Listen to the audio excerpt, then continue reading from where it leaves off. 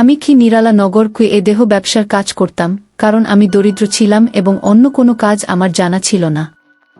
এক রাতে রাস্তার ধারে বসে খদ্দেরের অপেক্ষা করছিলাম। হঠাৎ একটা বড় গাড়ি এসে থামল। আমি সঙ্গে সঙ্গে তার কাছে গেলাম আর বললাম যে এক রাতের জন্য মাত্র 4,500 নেব। আমি 2 দিন ধরে না খেয়েছিলাম, তাই খুব কম দাম বলেছিলাম। তখনই ওই লোকটা গাড়ি থেকে নেমে বলল যে আমি তোমাকে এক রাতের জন্য 2 লাখ দেব।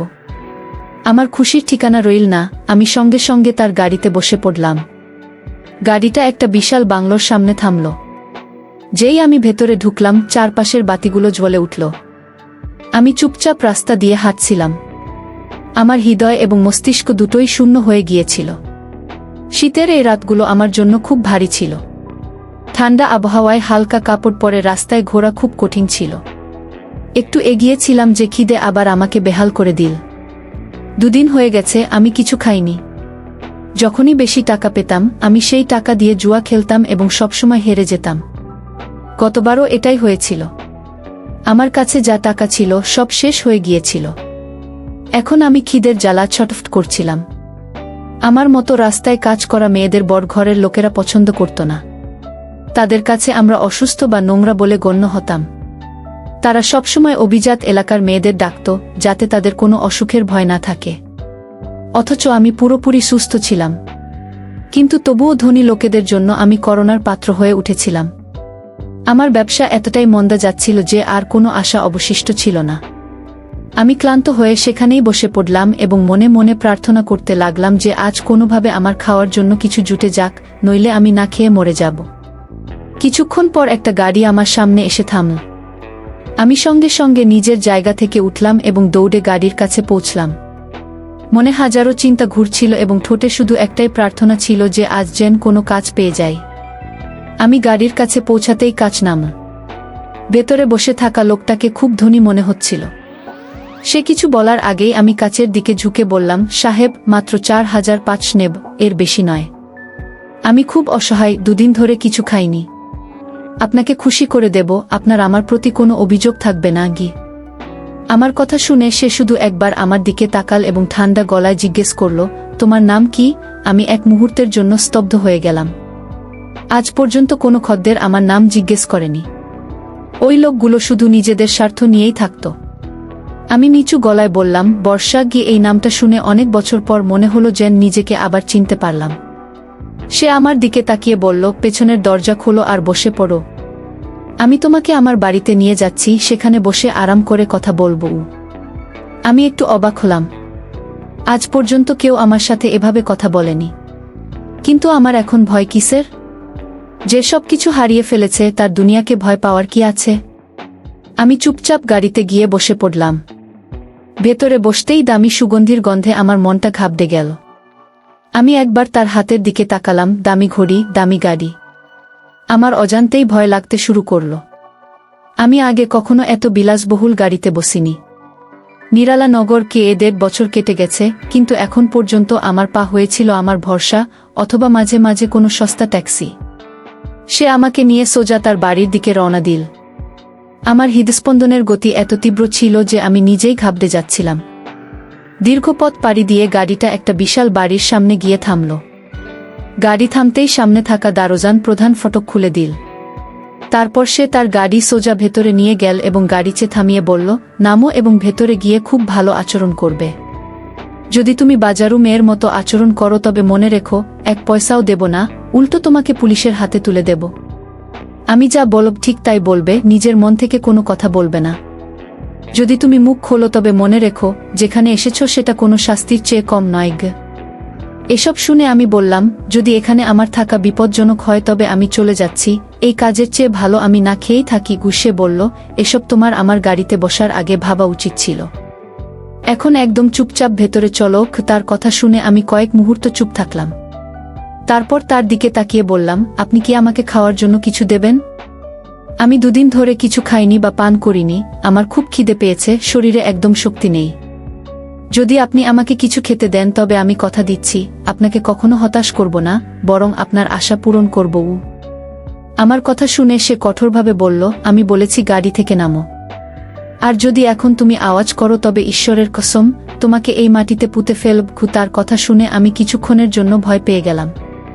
এত সময়ের মধ্যে আমার সাথে এমনটা কখনো হয়নি। আমি চুপচাপ গাড়ি থেকে নেমে পড়লাম। সেও তার গাড়ি থেকে নেমে একজন গার্ডকে বলল, গাড়িটা পার্ক করে দাও। আর কোনো অপরিচিত ব্যক্তি এলে দরজা খুলবে না, আগে আমার অনুমতি নেবে কি এতটুকু বলে সে আমার হাত ধরল এবং সোজা ভেতরের দিকে এগিয়ে গেল। আমার বুক ধরফর করতে লাগল। সে আমাকে নিয়ে সোজা প্রধান হলঘরে গেল, যেখানে আগে থেকেই অনেক লোক উপস্থিত ছিল। সম্ভ্রান্ত পরিবারের লোকেরা সবাই জাঁকজমকপূর্ণ পোশাক পরেছিল। আমি বুঝতে পারলাম এখানে হয়তো আমাকে কোনো নাচের অনুষ্ঠানের জন্য আনা হয়েছে। কিন্তু আমি মনে মনে ঠিক করে নিয়েছিলাম যে যদি নাচতেই হয় তবে নেচে নেব। সাধারণত আমি এমনটা করি না, কিন্তু আজ এতটাই অসহায় ছিলাম যে কোনো কিছু করতে প্রস্তুত ছিলাম। কিন্তু কথায় আছে না, আমরা যা ভাবি সবসময় তেমনটা হয় না। ওই ব্যক্তিটি সবার সামনে আমার হাত ধরল এবং হলে উপস্থিত সকল মানুষকে উদ্দেশ্য করে বলল, নমস্কার ভদ্রমহিলা ও ভদ্র মহোদয়গণ। কি তার ডাকে সবাই আমাদের দিকে তাকাতে লাগল। সে আমার দিকে একবার তাকাল এবং চোখ টিপল, তারপর সবাইকে বলল, আপনাদের সকলের জানার খুব কৌতূহল ছিল যে আমার জীবনে কেউ আছে কিনা, তাই আজ আমি আপনাদের সকলের সাথে আমার বাগদত্তার পরিচয় করিয়ে দিতে চাই। এর নাম বর্ষা। আমরা দুজন একে অপরকে খুব ভালোবাসি। ও আমার জীবনে 1.5 বছর আগে এসেছিল এবং এখন আমার জীবনের অত্যন্ত গুরুত্বপূর্ণ অংশ হয়ে উঠেছে। আশা করি আপনাদের সকলের আমার বাগদত্তাকে পছন্দ হবে কি। আমি তার দিকে অবাক হয়ে তাকিয়েছিলাম। আমার একদমই ধারণা ছিল না যে সে এভাবে সবার সামনে আমার পরিচয় করিয়ে দেবে। আমি কিছু বলতাম তার আগেই একজন মহিলা কাছে এলেন এবং ওই ব্যক্তিটির হাত ধরে বললেন, আরে এ কি কথা বলছো? পাগল হয়ে গেছো নাকি? তুমি একটা রাস্তা থেকে কুড়িয়ে পাওয়া মেয়েকে নিজের বাগদত্তা বলছো? তোমার হয়েছেটা কি? তুমি জানো আজ তোমার জন্য কত বড় ঘর থেকে বিয়ের প্রস্তাব এসেছিল? বোকামির মতো কাজ করো না। সাহেবকে বল যে তুমি মজা করছিলে কি। তার গলার স্বর খুব নিচু ছিল, এতটাই নিচু যে শুধু আমি আর ওই লোকটাই শুনতে পাচ্ছিলাম। তখনই হঠাৎ সে উচ্চস্বরে বলল এবং সবার দিকে তাকিয়ে বলল, আপনারা সবাই অবাক হবেন। আমার মা বলছেন যে আজ আমার জন্য বিয়ের সম্বন্ধ এসেছে এবং ওনার মতে আমার নিজের বাগদান থেকে পিছিয়ে আসা উচিত নয়। কিন্তু মা, এমনটা হতে পারে না। ভালোবাসা মানুষের জীবনে একবারই আসে, আর আমার তো হয়ে গেছে। আমি বর্ষাকে ছাড়া বাঁচতেই পারবো না। ভালো হবে যদি আপনারা আমার জীবনে হস্তক্ষেপ করে সেটাকে কঠিন না করে তোলেন গু। আমার অবস্থা কাহিল ছিল, আমার মনে হলো যেন আমার হাত পা ঠান্ডা হয়ে আসছে। হঠাৎ সে আমার দিকে তাকিয়ে বলল, দেখলে তো বর্ষা, তুমি সবসময় বলতে যে আমার ভালোবাসা অসম্পূর্ণ, এখন নিজেই দেখে নাও আমি তোমাকে কতটা ভালোবাসি। সবার সামনে আমি তোমাকে আমার বাগদত্তা বলেছি, আর আজই পণ্ডিত মশাইকে ডেকে বিয়ে করব, দেখি আমাকে কে আটকায়। সে এই কথাটা স্পষ্ট করে তার মাকেই শুনিয়েছিল। আমি ওই লোকটাকে জিজ্ঞেস করতে চাইছিলাম যে তার মাথায় কি চলছে, কিন্তু পরিবেশটা এমন ছিল যে আমাকে বাধ্য হয়ে হাসতে হলো এবং এই নাটকের অংশ হতে হলো। আমার যে কোনো উপায়ে খাবার এবং টাকা দরকার ছিল।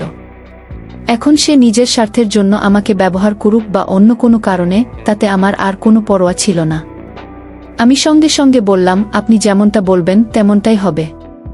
যদি আপনি আমাকে বিয়ে করতে চান সেটাও এখনই, তবে আমি তৈরি। অতিথিও আছে আর সুযোগও আছে, আমি না করব না কি। কিন্তু আমি জানতাম না যে আমার এই কথাগুলো আমার জন্য কত বড় বিপদ ডেকে আনতে চলেছে। তখনই সে তার দেহরক্ষীকে ডাকল। সে সঙ্গে সঙ্গে মাথা নিচু করে এগিয়ে এল। সে বলল, যাও আর এক্ষুনি পণ্ডিত মশাইয়ের ব্যবস্থা করো, সাক্ষীদের ডাকো আর বিয়ের আয়োজন করো। আমি এখনই এই মেয়েকে বিয়ে করব কি। এখন আমার কিছু ভুল হওয়ার আভাস লাগছিল। আমি তার হাত টিপে ধরে আস্তে করে বললাম, সাহেব, এসব কি হচ্ছে? আমি তো একজন সাধারণ মেয়ে। আমাদের মধ্যে যা কিছু হচ্ছে ভেবে চিনতে এগুন, নইলে আপনাকে পস্তাতে হবে গু। তখনই সে আমার কানের কাছে ঝুঁকে এমন কিছু বলল যে আমি স্তব্ধ হয়ে গেলাম। আমি তার দিকে অবিশ্বাসের দৃষ্টিতে তাকাতে লাগলাম। সে মুচকি হেসে বলল, বিয়ে করবে নাকি অন্য কাউকে ডাকবো? আমি সঙ্গে সঙ্গে বললাম, আপনি যা বলবেন তাই হবে গু। আমার বুক ধরফর করতে লাগল। সে আমাকে সাথে নিয়ে সোফায় বসে পড়ল এবং তার মাকে বলল, আজ খাবার আনো। কিছু লোক রাগে সেখান থেকে চলে গেল এবং কিছু লোক তামাশা দেখার জন্য আমাদের কাছে রয়ে গেল। কিছুক্ষণ পর তার মা খাবার নিয়ে এল। সে খাবার টেবিলে রেখেই বলল, আজ আমি তোমাকে নিজের হাতে খাইয়ে দেব। আজ আমাদের জীবনের সবচেয়ে সুন্দর দিন কি। আমার হৃদস্পন্দন বেড়ে গেল। আমি এমন অনুভূতি আগে কখনো অনুভব করিনি। সে সত্যিই আমাকে নিজের হাতে খাবার খাওয়াল। আমি চাইলেও নিজেকে আটকাতে পারছিলাম না এবং অজান্তেই ওই নাটকের অংশ হয়ে যাচ্ছিলাম। প্রায় আধা ঘন্টা পর একজন পণ্ডিত এবং কয়েকজন সাক্ষী এল। সবকিছু একটা স্বপ্নের মতো মনে হচ্ছিল। তখনই এক বলশালী লোক তার কাছে এল এবং নিচু স্বরে বলল, যদি তুমি এই রাস্তার মেয়েকে বিয়ে করো, তবে আমি তোমাকে আমার সম্পত্তি থেকে বেদখল করে দেব। তোমার মাথা কি খারাপ হয়ে গেছে? আমি তোমার মাকে বলে দেব যেন এখন তোমাকে না জিজ্ঞেস করে কারো সাথে বিয়ের কথা না বলে। তুমি এমন কাজ কেন করছো? সে হাসল এবং শান্তভাবে বলল, আপনি কি চান আমি আপনার জন্য কোনো ঘোষণা করি, নাকি আপনি চুপ থাকবেন? সে বলল, তুমি খুব পস্তাবে, আমি তোমাকে ছাড়ব না। তুমি আমার সম্মান এভাবে ধুলো মিশিয়ে দিতে পারো না। রঞ্জিত, হুঁশে এসো, তোমার আসলে কিসের এত রাগ? রঞ্জিত বলল, আমি এই মেয়েটিকে ভালোবাসি, আর এর বাইরে কোনো কথা নেই। যা হচ্ছে সেটা হতে দিলেই ভালো হবে। গি যে পণ্ডিত মশাই কাছে এলেন, রঞ্জিত নিজের জায়গা থেকে উঠে দাঁড়াল। সে তার সাথে হাত মেলাল এবং তাকে একপাশে নিয়ে গেল। দুজনে মিলে বিয়ের ব্যাপারে কিছু কথাবার্তা বলতে লাগল। আমাকে শুধু আমার বাবার নাম এবং বয়স জিজ্ঞেস করা হলো, এছাড়া আর কোনো প্রশ্ন করা হলো না। আমার বুকের ধরফরানি খুব বেশি ছিল। এই সব কিছু আমার কাছে একটা স্বপ্নের মতো মনে হচ্ছিল। হঠাৎ কোনো গাড়িতে এসে আমাকে সঙ্গে করে নিয়ে যাওয়া, এত বড় ভবনে নিয়ে আসা এবং এত সম্মানের সাথে বসানো, এটা কোনো স্বপ্নের চেয়ে কম ছিল না। ১.৫ বছর আগে যখন আমি নিরালা নগর কুয়ের মাটিতে পা রেখেছিলাম, আমার চিন্তাভাবনাও কিছুটা এমনই ছিল। আমি কি নিজের ব্যবসা শুরু করব? নিজের জীবন গুছিয়ে নেব এবং তারপর বিয়ে করে সংসার পাতব? কিন্তু আমি কি জানতাম যে সেখানে গিয়ে আমার জীবন এমন ধ্বংসস্তূপে পরিণত হবে, যা আমি কখনো কল্পনাও করিনি। কয়েক মিনিটের মধ্যেই পুরোহিত মশাই এবং রঞ্জিত আমার একদম কাছে চলে এল। সাক্ষীরাও আমাদের কাছে বসে পড়েছিল। অতিথিরাও আমাদের চারপাশে গোল করে জায়গা করে নিয়েছিল। আমার বিশ্বাসই হচ্ছিল না যে এই বিয়েটা সত্যিই হচ্ছে। যেই রঞ্জিতের সেই ফিসফিসানি মনে পড়ল, আমার হাত পা মুহূর্তের জন্য কেঁপে উঠল। চোখে জল চলে এল। আমার পুরনো জীবন কোনো সিনেমার মতো চোখের সামনে ভেসে উঠল। আমি চোখের পলক ফেলে সেই কান্না ভেতরেই চেপে রাখলাম। পণ্ডিত মশাই বললেন, বর্ষা, অগ্নির সামনে রঞ্জিতের সাথে তোমার বিবাহ সম্পন্ন করা হচ্ছে। কি কন্যাদানের সময় আমার হাত কাঁপছিল। আগুনের চারপাশে ৭ পাক পূর্ণ করলাম। বিয়ে সম্পন্ন হতেই পণ্ডিত মশাই আশীর্বাদ দিলেন এবং তারপর শুভেচ্ছা জানানোর পালা শুরু হল। লোকেরা আসছিল, বলছিল অভিনন্দন, আর চলে যাচ্ছিল। বিয়ের সব রীতিরেওয়াজ শেষ হওয়ার পর আমি মাথা নিচু করে বসে রইলাম। আমার মন চাইছিল সেখান থেকে পালিয়ে যাই, কিন্তু পরিস্থিতি এমন ছিল যে আমি নড়তেও পারছিলাম না। কিছুক্ষণ পর রঞ্জিত বলল, চলুন, আমি আপনাকে ঘরে দিয়ে আসি। আপনি বিশ্রাম নিন, পরে আমি দেখা করব। আমি কষ্টে মাথা নাড়লাম। সে আমার হাত ধরে সিঁড়ির দিকে এগোল। একটা ঘরের দরজা খুলে বলল, ভেতরে গিয়ে শান্তিতে সোফায় বসুন। আমার প্রায় আধ ঘন্টা লাগবে, তারপর এসে আপনার সাথে কথা বলব। এই বলে সে নিচে চলে গেল। আমি ধুকপুক করা বুকে ভেতরে ঢুকলাম। ঘরের দিকে চোখ বুলিয়ে মনে হলো যেন কোনো ছোট প্রাসাদে আছি। এত জাঁকজমকপূর্ণ ঘর আমি আগে কখনো দেখিনি। দেওয়ালে তার একটা বড় ছবি টাঙ্গানো ছিল, যেটাতে সে নিরালা নগর কুয়ের এক বিলাসবহুল রেস্তোরাঁর সামনে দাঁড়িয়েছিল। ঘরটা অত্যন্ত সুসজ্জিত ছিল, নরম বিছানা, সুন্দর পর্দা এবং দামি আসবাবসজ্জা। আমি শান্তভাবে তার আলিশান সোফায় বসে পড়লাম এবং তার অপেক্ষা করতে লাগলাম। জীবন এভাবে বদলে যাবে আমি কখনো ভাবিনি। যে মেয়েটা একসময় রাস্তায় রাত কাটাত, আজ সে এক প্রাসাদে একা বসে আছে। কিছুক্ষণ পরেই বাইরে থেকে হট্টগোল শোনা গেল। মন চাইল গিয়ে দেখি, কিন্তু আমি নিজেকে আটকালাম। অকারণে বাইরে বের হলে হয়তো সে রেগে যেত। আমি এখন আর কোনো ঝামেলা বাড়াতে চাইছিলাম না। প্রায় আধ ঘন্টা পর দরজায় টোকা পড়ল। আমার মনে হলো রঞ্জিত এসেছে, কিন্তু একজন পরিচারিকা ছিল। সে বলল, ম্যাডাম, আপনি বিশ্রাম নিন। সাহেব বলেছেন উনি সকাল নাগাদ আসবেন। উনি একটা কাজে বাইরে যাচ্ছেন। ভেতর থেকে দরজা বন্ধ করে নিন। যা কিছু লাগবে বিছানার পাশে রাখা ফোন থেকে চেয়ে নিতে পারেন। আমি চুপচাপ মাথা নাড়লাম এবং বিছানায় শুয়ে পড়লাম। এত নরম বিছানা আমি জীবনে কখনো দেখিনি। সুজনপুর আমার নিজের বাড়ি ছিল, নিজের পরিবার ছিল।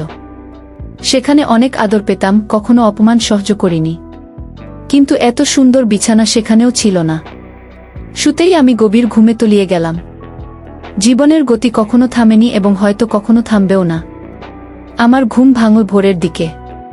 প্রথম কয়েক মুহূর্ত বুঝতে পারলাম না যে আমি কোথায় আছি। তারপর ধীরে ধীরে হুঁশ ফিরল এবং রাতের প্রতিটি দৃশ্য মনে পড়তে লাগল। আমি চুপচাপ আবার বিছানায় বসে পড়লাম।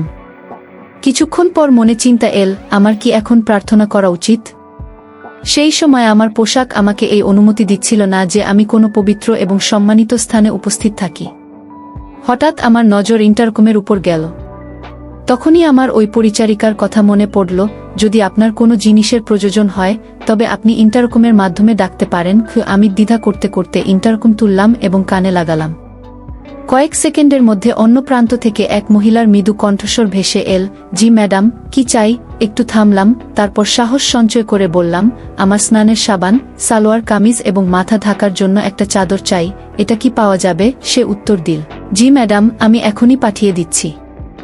যদি আর কিছু লাগে তবে বলুন। আমি সহজভাবে বললাম, আপাতত এটাই যথেষ্ট এবং চুপ হয়ে গেলাম।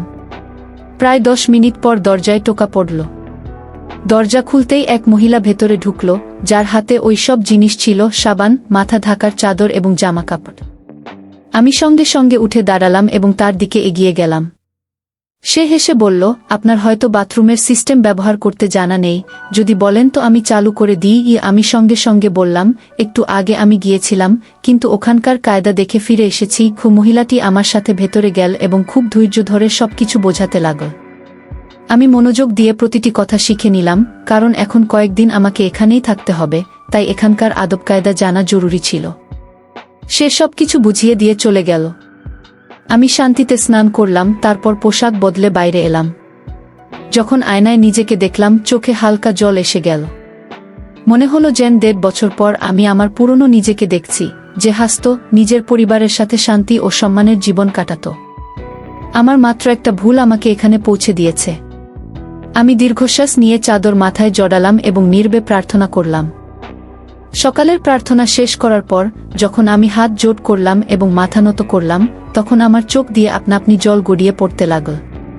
আমি ঈশ্বরের কাছে বললাম, হে আমার পালনকর্তা, তুমি সব জানো আমি কেমন মেয়ে, তবুও আমি আমার করা প্রতিটি পাপ, প্রতিটি ভুলের জন্য ক্ষমা চাইছি। আমি জানি না আমার সাথে যা হয়েছে তা ঠিক না ভুল, কিন্তু যদি এটা আমার মঙ্গলের জন্য হয় তবে আমাকে ওই ব্যক্তির সাথেই জুড়ে রেখো। যদি তুমি আমাকে সম্মান দিয়ে থাকো তবে আমার মান রক্ষা করো। আমি এখানেই এই 4 দেওয়ালের মধ্যে থাকতে চাই। দুবেলা খাবার জুটলেই হলো, কোনো সাহারার প্রয়োজন নেই। শুধু একটা সম্মানজনক জীবন চাই। অথবা হে ভগবান, আমাকে আমার দেশে ফিরিয়ে নিয়ে চলো। দয়া করে কিছু করো। আমি জানি যে আমি অনেক দিন পর তোমার দরজায় এসেছি, কিন্তু সেই একই সত্যতা ও নিষ্ঠার সাথে চাইছি, যেমনটা প্রতিবার চাইতাম। অনেকক্ষণ ধরে মাথা নিচু করে প্রার্থনা করতে থাকলাম। আর তারপর কখন ঘুমিয়ে পড়লাম আমি নিজেই বুঝতে পারলাম না। হয়তো এতদিন পর মনে শান্তি পেয়েছিলাম যে চোখ আপনা আপনি বন্ধ হয়ে গেল। সময় ধীরে ধীরে কাটছিল। আমার ঘুম ভাঙল প্রায় 10টার দিকে কারো ডাকার আওয়াজে। মনে হলো যেন কেউ আমার কাছে বসে আমাকে ডাকছে। যেই চোখ খুললাম, সামনে রঞ্জিত হাঁটু গেড়ে বসেছিল। আমি ঘাবড়ে গিয়ে ঝটপট উঠে বসলাম। সে আমার দিকে তাকিয়ে বলল, তুমি মেঝেতে কেন ঘুমাচ্ছ? আমি তো বলেছিলাম বিছানায় শুয়ে পড়ব। তার কথা শুনে আমি বললাম, আমি তো বিছানাতেই ছিলাম, প্রার্থনা করতে করতে কখন ঘুম এসে গেছে টের পাইনি। কি আমার কথা শুনে সে মৃদু হাসল এবং বলল, হয়তো অনেক দিন পর তুমি সত্যিকারের মন থেকে প্রার্থনা করেছ, তাই এত মিষ্টি ঘুম এসেছে। কি তার ভঙ্গি খুব নম্র ছিল। আমার মনে হয়েছিল সে ঘরে আসার পর খোঁটা দেবে, কিন্তু তেমন কিছুই হলো না। আমি মাথা নিচু করে বললাম, কাপড় ছিল না, আর দেবালয়ে এই ধরনের পোশাকে যেতে পারতাম না। সকালে আমি পরিচারিকাকে বললাম, তো ও এনে দিল। আপনার খারাপ লাগেনি তো? সে মাথা নেড়ে বলল, না, একদমই না। আমি তো তোমার কাছে কৃতজ্ঞ যে তুমি পরিস্থিতি সামলে নিয়েছ। যাই হোক, এখন আমি তোমাকে কিছু জরুরি কথা বোঝাতে চাই। আগে কিছু খেয়ে নিই, তারপর বসে কথা বলব। আমি মাথা নেড়ে সায় দিলাম। সত্যি বলতে তখন আমার খুব খিদে পেয়েছিল। অল্প সময়ের মধ্যেই জলখাবার চলে এল। এর মধ্যে আমি তৈরিও হয়ে নিয়েছিলাম। আমরা দুজনে একসাথে বসে জলখাবার খেলাম। আমাদের মধ্যে একটু দূরত্ব ছিল, আমি চাইলেও তার কাছে বসতে পারলাম না, কারণ আমি তাকে চিনি না। জলখাবারের পর সে বলল, যদি তোমার স্নান বা অন্য কোনো কাজের জন্য যেতে হয় তবে যাও, কারণ এখন আমাকে কথা বলতে হবে, আর একটু সময় লাগবে। আমি ধীরে বললাম, আপনি শুধু বলুন, আমি কোথাও যেতে চাই না, শুধু শুনতে চাই। সে সোজা হয়ে বসল এবং বলল, আমার নাম রঞ্জিত খুরানা, এই হালটা আমার। আমি আর আমার বাবা মিলে একটা কোম্পানি চালাই। আমার মা, উনি সৎ মা। উনার ইচ্ছামতো আমি বিয়ে করতে পারিনি, কারণ উনি খুব লোভী স্বভাবের। যদি আমার জীবনে কোনো মেয়ে আসেও, তাকে দেখে উনিও লোভে পড়ে যাবেন। তাই আমি একটা বড় সিদ্ধান্ত নিয়েছি। উনার মতলব ছিল যে রাতে কোনো তরুণীকে আমার ঘরে পাঠিয়ে দেবেন, যাতে আমাকে বদনাম করা যায় এবং বাধ্য করা যায় তাকেই বিয়ে করতে। কিন্তু আমাদের পরিবারে এই ধরনের ঘটনাকে খুব গুরুত্ব সহকারে দেখা হয়। আমি এই কথাটা আমার এক চাকরের কাছ থেকে জানতে পারি। আসলে আমি বিয়ে করতে চেয়েছিলাম, কিন্তু কেবল লৌকিকতার জন্য। তাই আমি এমন কোনো তরুণীর খোঁজে ছিলাম যে কয়েক মাসের জন্য আমাকে বিয়ে করবে এবং তারপর আলাদা হয়ে যাবে। কিন্তু এমন কোনো মেয়ে পাওয়া যায়নি। আমি চিন্তিত হয়ে ঘুরছিলাম। তখনই আমার নজর তোমার উপর পড়ল। সেই সময় আমার মনে কেবল ব্যবহারিক চিন্তাই ছিল, তাই আমি তোমাকে বেছে নিলাম। আমি তোমাকে গত রাতে 5 লাখ টাকার প্রস্তাব দিয়েছিলাম, কিন্তু এখন আমি 10 লাখ দেব, যদি তুমি 4 মাস আমার সাথে থাকো। আমি আমার পরিবারকে এটা দেখাতে চাই যে তুমি কোনো সাধারণ মেয়ে নও, বরং আমার সত্যিকারের পছন্দ, এবং আমরা 1.5 বছর ধরে একসাথে আছি। আমি শান্ত স্বরে বললাম, 1.5 বছরই কেন বলতে চাইছেন? আপনি তো 2 বছরও বলতে পারেন। কেন জানি না, আমার কোনো অমঙ্গলের আশঙ্কা হচ্ছিল। কিছুক্ষণের জন্য তার মুখে একটা ছায়ার মতো কিছু খেলে গেল। সে কথাটা এড়িয়ে গিয়ে বলল, না, এমনিই বলেছিলাম। যাই হোক, এখনকার জন্য আমি তোমাকে 2 লাখ দেব, আর তারপর প্রতি মাসে অল্প অল্প করে টাকা দিতে থাকব। হতে পারে যদি তুমি অভিনয়ে ভালো কাজ দেখাও, তবে আমি তোমাকে 10 লাখের চেয়েও বেশি দিয়ে দেব। তুমি নিজের জীবনকে আরও ভালো করতে পারবে। আর আমি তোমার জন্য আরও একটা ভালো কাজ করতে পারি। তোমাকে আমার একটা ভালো জায়গা চাকরি পাইয়ে দেব, যাতে তুমি সারা জীবন সুরক্ষিত ও সম্মানিত জীবন যাপন করতে পারো। তার কথা শুনে মনে হলো যেন 1.5 বছর পর আমার জীবন পাল্টে গেছে। আমি তার দিকে তাকিয়ে বললাম, আমি চিরকাল আপনার কাছে কৃতজ্ঞ থাকব। আমি শব্দে প্রকাশ করতে পারবো না যে আপনি আমার জন্য কত কিছু করছেন। আমি আস্তে করে বললাম, আপনি যত মাস বলবেন, আমি আপনার সাথে থাকতে রাজি আছি। এমনিতেও আমার কাছে থাকার কোনো জায়গা নেই, রাস্তায় দিন কাটাই। অনেক দিন এমনও যায় যখন আমি না খেয়ে ঘুমাই। যদি আপনি আমাকে নিজের বাড়িতে আশ্রয় দেন, তবে আমি আপনার জন্য যে কোনো কিছু করব। আমার কথা শুনে কিছুক্ষণের জন্য তার মুখে একটা বিষণ্ণতা নেমে এল। তারপর সে নিজের জায়গা থেকে উঠতে উঠতে বলল, আমি তোমার থেকে কিছু চাই না, শুধু তোমাকে একটা শান্তিময় জীবন দিতে চাই। আমার দ্বারা যতটা সম্ভব ততটা নিজের ভুলের প্রায়শ্চিত্ত করতে চাই। এই কথা বলে সে আর দাঁড়ালো না, ঘর থেকে চলে গেল। আমি তার পেছনের দিকে শুধু তাকিয়েই রইলাম। সে কি বলে গেল সেটা আমি ঠিকমতো বুঝতে পারলাম না, কিন্তু আমার বুক এত জোরে ধড়ফড় করতে লাগলো যে মনে হলো, যদি এই গতি এমনই থাকে তবে হৃৎপিণ্ড বন্ধ হয়ে যাবে। নিশ্চয়ই কিছু একটা ছিল যা আমাকে আমার অতীতে ফিরিয়ে নিয়ে গেল, সেই যন্ত্রণাদায়ক অধ্যায় যা মনে করলেই আমার অবস্থা খারাপ হয়ে যেত।